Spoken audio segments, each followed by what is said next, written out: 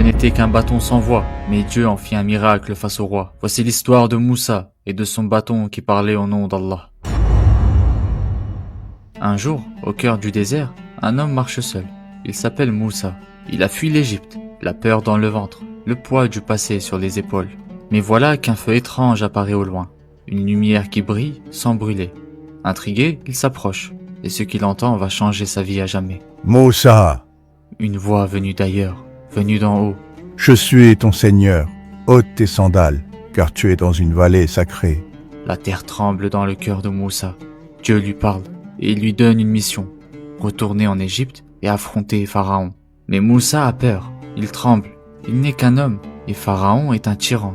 Alors Dieu lui donne un signe. Qu'as-tu dans la main, ô Moussa? Il regarde, C'est mon bâton. dit-il. Je m'y appuie pour marcher. Je frappe les feuilles pour mes moutons. Et j'en ai d'autres usages encore. Jette-le.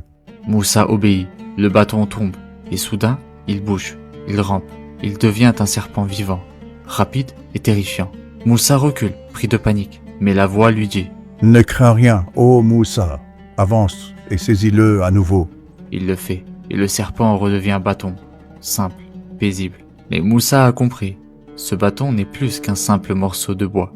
Les jours passent, et Moussa revient en Égypte, face au plus puissant des hommes, Pharaon. Il lui parle, il l'appelle à Dieu, mais Pharaon rit, et appelle ses sorciers, des dizaines d'entre eux, les meilleurs. Une foule immense se réunit.